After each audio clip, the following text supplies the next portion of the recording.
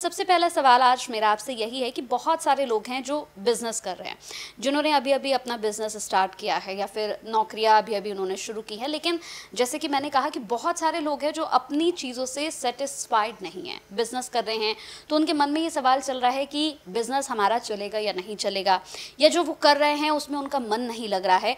पहले तो ऐसा क्यों हो रहा है? और दूसरा कि आप कैसे ये बता सकते हैं कि किन्हें बिज़नेस करना चाहिए और किन्हें जॉब करनी चाहिए? मैं आपको बता दूं कि सबसे पहले किसी भी बच्चे की जब जन्म कुंडली हम देखते हैं तो मैं ये देखता हूं कि ये बच्चा क्या योग लेके पैदा हुआ है। योग मनुष्य के जीवन में बड़े महत्वपूर्ण होते हैं। शुभ योग, सौभाग्य योग, वृद्धि योग, ये अच्छे योगों में अगर बच्चा पैदा हो जाए तो राजा बना देता है।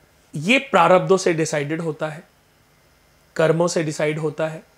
लेकिन उसके बाद नक्षत्र, कौन से नक्षत्र में बच्चा पैदा हुआ है, फिर किस लगन में, किस राशि में, और उसकी ग्रह स्थिति क्या है, ये सबसे बाद में देखी जाती है। जिसको आपने देखा होगा, जो बहुत सारे एस्ट्रोलॉजर हैं सबसे पहले व्याख्या शुरू कर देते हैं ना, व्याख्यान बोलना शुरू कर देते हैं, वो सबसे बाद में देखा जाता है। अब आज का जो सवाल है वो है व्यवसाय को लेकर के, कि व्यवसाय के बारे में कैसे जाने। पहले तो हमें उस व्यक्ति का व्यक्तित्व पता होना चाहिए कि उसकी पर्सनैलिटी कैसी है, उसकी ओरा कैसी है। उसके बाद उसकी जन्म कुंडली में उसका पंचम भाव और उसका दसम भाव। दसम भाव से दोस्तों ओहदा, कीर्ति, उद्योग, व्यापार, बड़ी पदवी, नौकरी, राज्य सत्ता, ऐश्वर्य भोग, प्रतिष्ठा, इन सब का विचार किया जाता है। बड़े ध्यान देने वाली चीजें हैं जो शायद आपको, मुझे नहीं पता कि आपने ये पढ़ी हैं कि नहीं पढ़ी हैं, बट मैं जो आज आपको चीजें बताने जा रहा हूं, ये अगर आप एस्ट्रोलॉजी सीख रहे हैं तो ये बहुत महत्वपूर्ण है आप लोगों के लिए, क्योंकि ये आगे आने वाले समय में बहुत काम आएगी। आपने देखा होगा, एक व्यापार होता है जो पिता से पैतृक मिलता है, एक व्यापार होता है जो व्यक्ति खुद से खड़ा करता है। तो आपको मैं बता दूं कि ये दोनों अलग अलग भाव से देखे जाते हैं। अगर व्यक्ति का पिता से मिलने वाला व्यापार पर हम विचार करेंगे तो उसके लिए हम जन्म कुंडली के 10th भाव को देखेंगे। 10th भाव जो पितृ सुख और पितृ से मिलने वाली, पिता से मिलने वाली प्रॉपर्टी, जो पैतृक चला आ रहा, यानी कि दादा ने शुरू किया, परदादा ने शुरू किया और कई पीढ़ियां करे जा रही हैं उस बिजनेस को, वो 10th घर से ही देखा जाएगा। बड़े व्यापार, बहुत बड़ी बड़ी इंडस्ट्रियां जिसमें हजारों लोग काम करते हैं, वो 10th घर से ही देखे जाएगी। लेकिन शादी हुई, पापा नौकरी में थे, ऐसे भी तो आपने देखा होगा ना, बच्चे शादी होते ही बिजनेस में इन्वॉल्व हो जाते हैं। पहले नौकरी थी, बाद में वो बिजनेस में चले गए, या नौकरी के साथ साथ बिजनेस में चले गए। ऐसा होता है कि नहीं? तो ये हम किस भाव से विचार करते हैं? जन्म कुंडली के 7th हाउस से। ओहदा, कीर्ति, उद्योग, व्यापार, बड़ी पदवी, नौकरी, राज्य सत्ता, ऐश्वर्य भोग, प्रतिष्ठा, हड्डियां, पीठ, पीठ में प्रॉब्लम होना, हड्डियों में प्रॉब्लम होना, घुटनों में प्रॉब्लम होना, 10th घर से देखा जाता है। 7th हाउस पति पत्नी के संबंधों का घर है।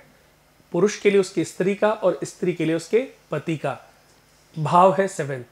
बट इसके अलावा साझेदार, मृत्यु, गमन, व्यापार, धन का चोरी होना, धन का प्राप्ति होना, पैसे का खो जाना, पैसे का लॉस चले जाना, ये 7th हाउस से देखा जाता है।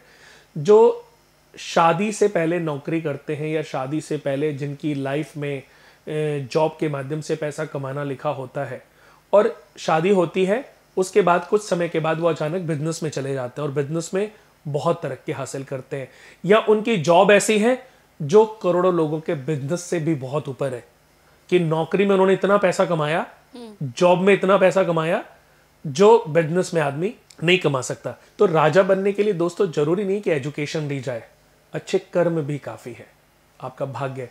और ऐसे बहुत सारे उदाहरण हैं। अगर मैं बात करूं, एक आपने सुना होगा MDH मसाले के जो मालिक थे, मैं भी मिला उनको, मुझे भी बहुत मिले थे, बहुत मुझे पसंद भी करते थे वो।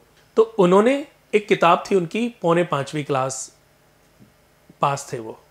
पौने 5वीं क्यों उन्होंने बोला कि 4th क्लास पास करने के बाद उन्होंने 5वीं क्लास में एग्जाम नहीं दिए थे। अच्छा। और कैसे बना एक तांगे वाला मसालों का बादशाह। तो एक किताब बहुत प्यारी किताब है, कभी अगर मौका मिलेगा, मेरे पास शायद होगी तो मैं आपको दूंगा, पढ़ना उसको। तो उन्होंने अपनी पूरी जर्नी लिखी उसमें। तो ये बहुत पढ़े लिखे नहीं थे, लेकिन कितनी उनके पास नौकरी करने वाले बहुत पढ़े लिखे लोग थे। आज देखिए पूरे वर्ल्ड में MDH मसाले बिकते है ना। बिल्कुल। तो ऐसे ही राजा बनने के लिए अच्छे कर्म, अच्छे आचरण, अच्छे व्यक्तित्व का होना जरूरी है।